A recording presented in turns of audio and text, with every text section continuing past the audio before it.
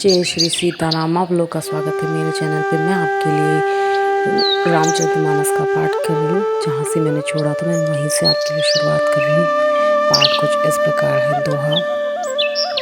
मणि मानिक मुक्ता छवि जैसी यही गिरे गह सिर सोहे नते तेसी नृप किरगिट तुरनी तनु पाही लही सकल शोभा दिखाई तैसी सुख कवि कवित बधु कही उपजाही अनंत अनंत छवि लगी भक्ति हेतु विधि भवन विहाई सुमृत सादर आवती धाई रामचरित सर बिनुवन हवाई सो श्रम जाई न कोटि उपाय कवि को विदयस हृदया विचारी गावही हरि जस कलिमल हारी की नहीं प्राकत जन गुण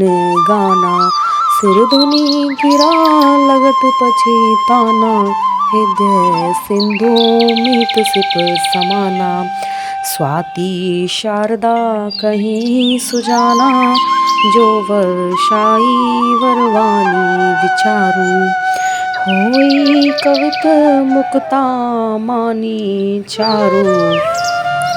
रामचरितमानस कहती है कुछ इस प्रकार। हिंदी में वर्णन है। मणि माणिक और मोती को जैसी सुंदर छवि है वह सांप पर्वत और हाथी के मस्तक पर वैसी शोभा नहीं पाती। जितनी उसकी सुंदरता है मोती की और हीरे की वो उस जिसके हाथ में होती है वो उस पर इतनी शोभा नहीं पाती। और राजा के मुकुट और स्त्रियों के शरीर को पाकर वो सबसे अधिक शोभा प्राप्त होते हैं।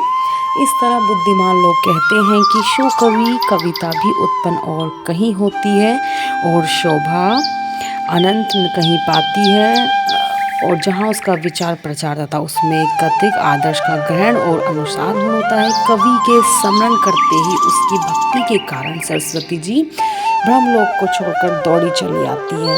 सरस्वती जी की दौड़ी आने वह थकावट रामचरित रूपी सरोवर में उन्हें मिलाए बिना दूसरे करोड़ों उपाय से भी दूर नहीं होती। कवि और पंडित अपने हृदय में ऐसा विचार कर कलयुग के पापों को हरने वाले श्री हरि के यश का ही गान करते हैं। सारी संसारी मनुष्य का गुणगान करने से सरस्वती जी सिर सिंधु धुनकर पछताने लगती है कि मैं क्यों इनके बुलाने पर आई। बुद्धिमान लोग हृदय को समुद्र बुद्धि को और सीप सरस्वती जी को स्वाति नक्षत्र के समान कहते हैं। इसमें यदि श्रेष्ठ विचार रूपी जल बरसता है तो मुक्ता मणि के समान सुंदरता कवि होती है। बोलो सियावर रामचंद्र की जय। 11वां दोहा। उन कविता रूपी मुक्तामणियों को युक्त से जुगती बेदी पुनी पोहाई रामचरित वर ताग पराही सज्जन विमल और शोभाति अनुरागा जय जन में कली काल कराला कर्तव्य व्यास वेश मराला चलत कुपत भेद भंग छाटा कपट कलेवर कलीमल भाड़े वचक जगत कहाई राम के किंकर कंचन को काम के तिन मह प्रथम रेख जग मोरी दींग धर्म धवज धंक धौरी जो अपने अवगुण सब कहूँ बड़ाई कथा पार नहीं लाऊं तात में अति अल्प बखाने थोरे मोह जान ही सियाने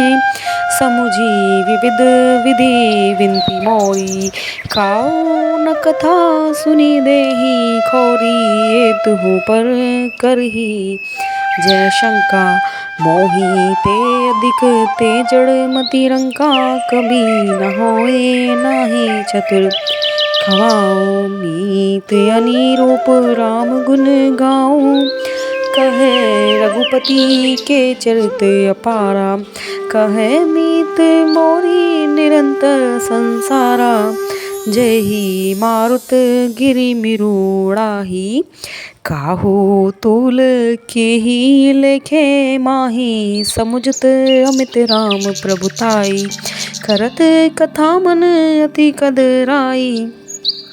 11वां अध्याय रामचरितमानस का ये कहता है कि उन कविता रूपी मुक्ति मणों को युक्त से बांधकर और रामचरित रूपी सुंदर तागों में पिरोकर सज्जन लोग अपने निर्मल हृदय में धारण करते हैं, जिससे वे अति सुंदर शोभा होती है। उन मोतियों की बहुत अच्छी शोभा हो जाती है, जो कराल कलयुग में जन्मे हैं, जिनकी करनी कोए के समान है और वेश उनका हंस के समान है, हंस जैसा होता है।